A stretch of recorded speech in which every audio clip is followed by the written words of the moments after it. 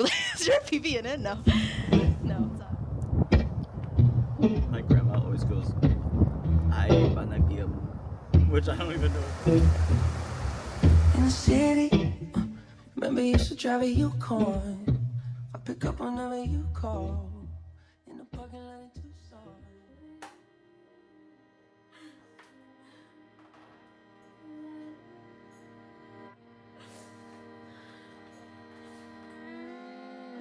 Put self-tanner on.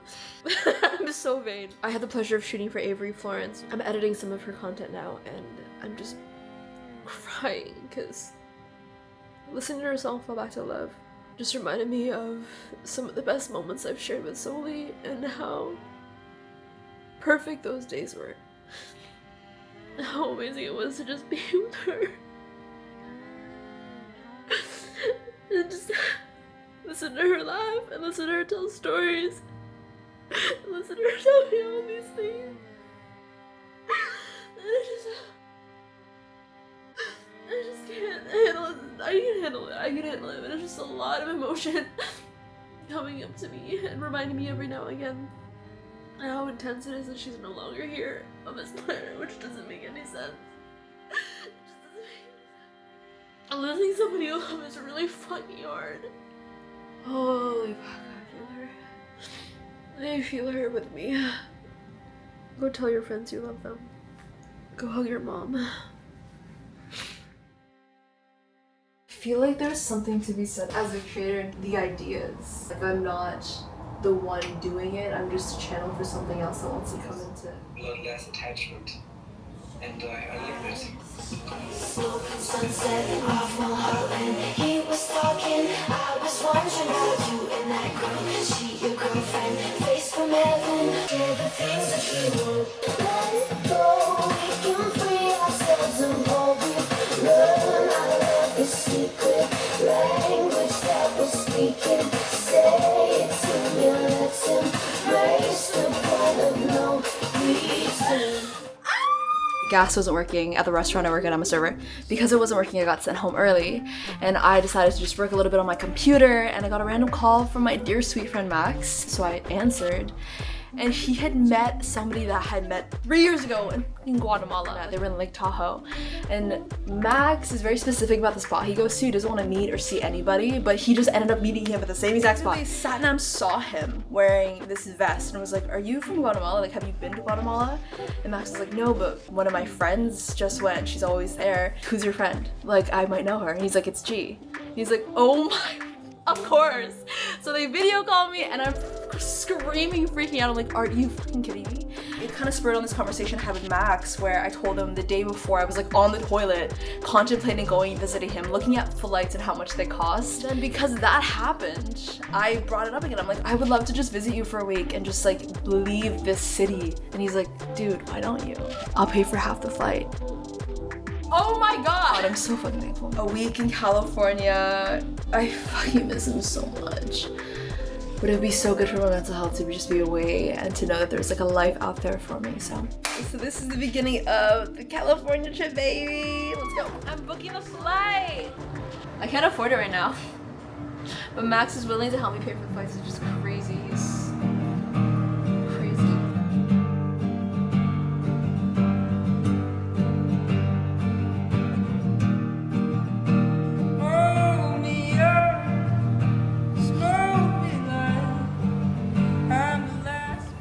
I love you. Thank you for being here. I am in another place, staying at a homie's home for 3 days. I can't stress enough how much I fucking need this. I'm burning out. I've been working so much, like 40-hour work weeks. And every moment I'm not working, I'm sitting in front of a computer, going through grief. You know, my homie dying. Constant relationship anxiety. Nice. And today I realized, like, I'm not over it. I'm not over the fact that that guy from before just dropped me out of thin air. And it's not the fact that I'm like still in love with him or into him for that matter. I was never really in love with him, but it is the principle of the matter. how do you go from talking to somebody every day for so long, like asking such intimate details about someone, to like, no, this doesn't work anymore. Somebody please explain to me what the fuck that is. I feel like you're too far. Come closer. This is nice. I love ranting. And my boobs look amazing. I need to stop. Wait, what was I? Oh yeah. And then I had a future secured with this human to... No, you travel too much. This can't work. It is devastating. But then I also realized how much time I spent daydreaming about this person and imagining what it would be like to be with him, and you know, all these scenarios that I've been dreaming of and wanting for so long, and for all of that to just be like, psh, I lied, never mind. I made a video on Instagram calling him out. Like, straight the fuck up, I called them out. But it was like, I don't trust men anymore. You know, visiting my family for Christmas and motherfucking doing van life together and moving to Australia together, to all of a sudden, no, you travel too much. And I used footage with him in it. His face was not in it at all. It was just like his body. Even still, like, it was blurred the frick out. And he messaged me about it. He's like, hey, that's not cool. I'm not happy with that. Immediately deleted it. I'm like, I'm sorry. I respect that. I thought you were blurred out enough that nobody could tell who you are. Then he just went off being like, I could take legal action. But he was completely blurred. And it's not justifiable. If someone's uncomfortable with something on the internet, then obviously I'll take it down. But for him to say all these things, it just made me feel like he felt like he was guilty in a way, because he was talking about how I was dragging his name through the mud. And then I saw this post. Somebody was like, how dare you ruin my reputation by telling people the shit I've done. Oh, there's people literally having dinner right behind me. Oh, I don't care. Still grieving that, and now he has a girlfriend. Seeing him, I mourn that relationship and grieve this future sense of security that I've been longing for. And as I sit here and say these things aloud, it makes me realize how much I've been craving any form of stability, and mostly just community. You know, I've been so nomadic because I've just been chasing the thrill of freedom and accumulating so much experience. And I've said this from a very, very, very young age. I want to feel like I've just lived 1,000 lifetimes, but in order to live 1,000 lifetimes, you have to die and be rebirthed again and again and again and again. And I guess that's just what we're doing in this iteration. I'm dying. I'm fucking dying because I'm just so uncomfortable. And then on top of that, like, the reason why I'm even in this situation is because I got all my shit stolen. And then slowly died. Terrible things come in threes, apparently, and it's so helpful to talk about it, actually. It's really, really nice. I'm so lonely, and I don't want to pay rent. Oh my god, I'm so privileged. Being witnessed in this way is so healing. Only when you're kind of witnessed in that reflection that you fully realize how preposterous it is. In Soli's passing, I've really reflected a lot on death and what it means to be alive, and I just want to make the most of what I have while I have it. I believe in reincarnation. There's so much to be grateful for in being alive, and I know, like, oh my god, how deep can I go?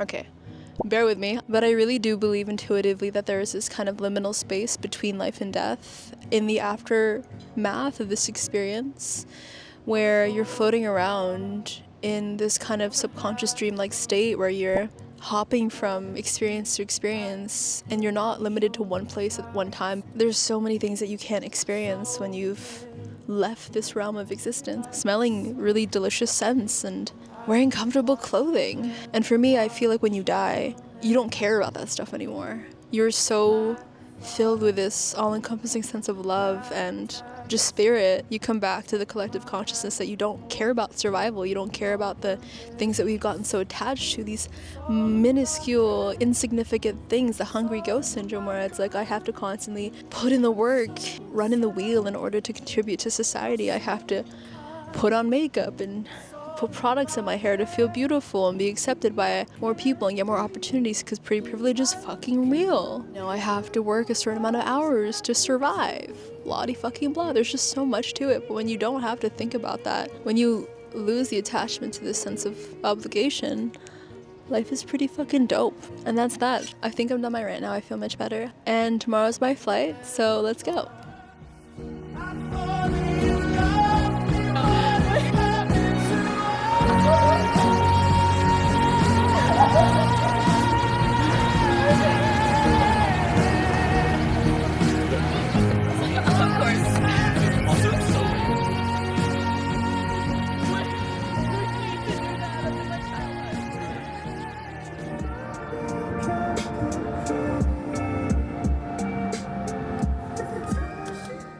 It isn't even fully set in that I'm here. Max has this ingenious method of going on hikes every morning with his little boy, his dog, Rocky, and recording a voice note of himself, transcribing it and putting it into ChatGPT and asking ChatGPT, give me advice or reflect this back to me. And we decided to do it alone this morning as we were walking our separate ways. And I was just talking immediately about my future and what I want and yearn for. This lifestyle of freedom, to be traversing and traveling to different places and not feeling covered by my debt or limited by not being able to afford something. Just feeling so unlimited in my boundless energy. And then I realized, I am unlimited already.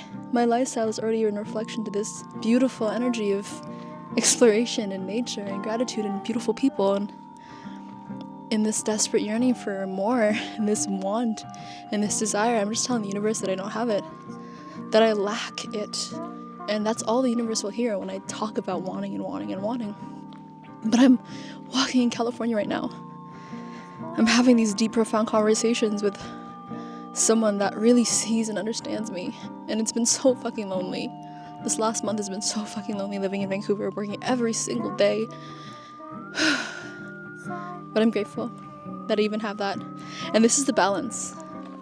On one hand, it is hard, it's difficult, and I want to complain. And yet on the other, there's war happening and so much disgusting, despicable things happening to other people constantly that I have no place to complain. But then I'm like, wait, but I do. What invalidates me for my suffering? I don't know. I'm going through the motions of life, and I know it's only temporary, and that's something to be grateful for. Without death, there is no life. Thank you, Sully.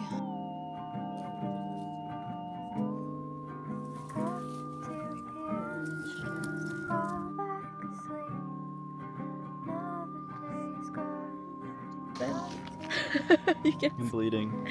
Max had the idea to make a blackberry pie, and he's like, we'll do it later when we find the perfect patch. I'm like, no, you have an idea, let's do it now. Because I know myself, and if we have an idea and we don't execute it on it immediately, We'll forget, or we'll get another idea, and then that'll be the thing. The priority.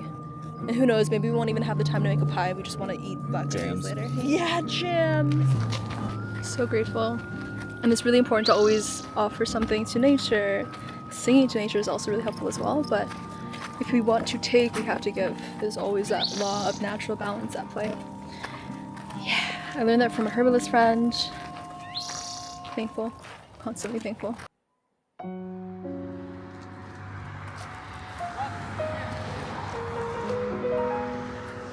$15? Hello? Hi. Sorry, Max just needs 10 to 15 more minutes. Oh, cool. Okay, chat soon. Yeah, that's so funny. I just got a vision of being really successful and having something to do that. You're already there, babe. You're already there. My whole pattern is oh my god, I met the love of my life. He's gonna be the father of my children. Blah, blah, fucking blah. Just having all these grandiose expectations because of my own father wounds and wanting to feel safe and protected and stabilized by an external source, mostly by the divine masculine. When truly I just needed to work on myself and understand that these people are in my life for a reason to help me unlearn the patterning that I've spent my entire life learning. Wanting and expecting other people to give me the safety that I know that I can provide within myself. Coming into this whole aspect of mothering myself and now fathering myself, of being my own safety net and protection without needing external validation, because it's no longer a matter of physical safety, it's a matter of emotional safety. But this is the biggest thing that I learned from the destabilization of my life right now is I'm relearning what it means to feel safe in my body. Nothing innately wrong is happening right now. I'm safe. I have food in my belly. I'm loved. I'm warm. I'm clothed. What more could I fucking want? And this is the problem that I've been facing with this whole matter of manifestation. To want is to lack. I have everything I need. The main thing that I've learned coming into my late 20s is understanding how to regulate. That is the biggest game changer for me in facing adversity, in coming face to face with grief and hardship and the constant anxiety that I've learned from a very, very young age. Is knowing how to come back into my center and find my peace again. And I think this was even in a video that I watched quite recently where it's the biggest mode to success is learning how to bounce back. Success is inevitable if you never really just give up. It's gonna be okay, I might be struggling and going through it, but I'm okay with it. I was in bed crying, watching videos about Soli, being fuck, I will never hear her laugh again, she will never be here again, I am hurting so bad, this is devastating.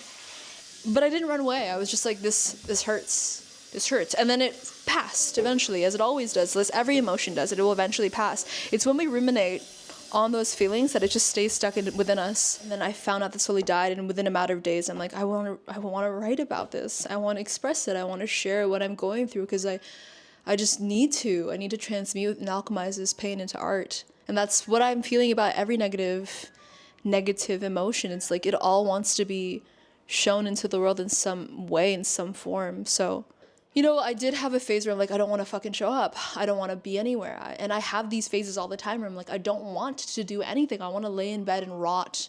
And then I let myself. And then very quickly after, once I've allowed myself to just be in that molting form, I bounce back and I think to myself, I need to work. I want to work. I need to show up, because my soul will be crushed if I don't. I need to keep moving. Thanks for doing the dishes. I think we're good. This is a lot of content. Really? Yeah, I listen to it every day. Really? And it's gonna be my friend the communist. Wait, do you think it's anti-communist or pro-communist? Do you think Sheryl Crow is a communist? Yes. Or is it? I thought it was anti. Wait, we're getting political. I don't like getting political on my channel. Well, no, it's just, what is Sheryl Crow a communist? It's not a fucking... We're having all these talks about politics, and we can get into it, but I don't want to, because it's not my jurisdiction. If I'm uneducated, why would I share about my uneducated ass when I'm still learning myself constantly? Anyways, so here is Max's beautiful home. We have been having the most beautiful schedule of waking up in the morning, go on a hike, go on a walk, get matcha, come home, work. I make breakfast, work for several hours, go to the river, and then do our thing. So enjoy some of the musings and conversations we share here together.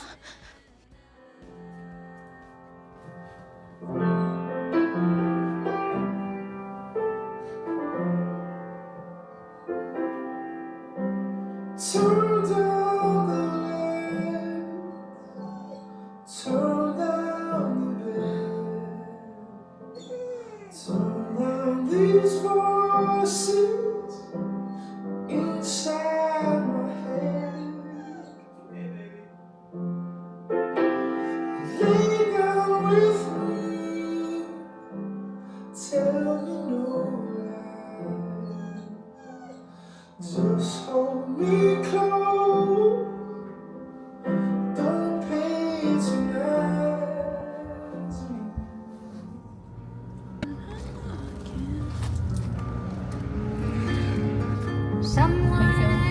Good.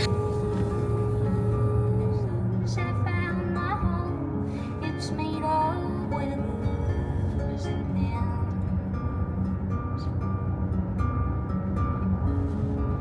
And I'm turning. Ew. Good boy. It's been such a pleasure noticing all the little signs and synchronicities that have been happening in my life that have been confirmations of the fact that I feel like I'm on the right path, even though it's so confusing and scary and sad and upsetting. And I'm actually really excited to be back in Vancouver to get back into my work grind, because I really do feel like I'm getting more consistent about what I want my life to look like. Okay, we're gonna work now. He gave me his astrology details. Wait, do you see potential within him? He has a wife and kids. Okay. But yes, I'm kidding. Our souls are non-binary. Yeah. Okay.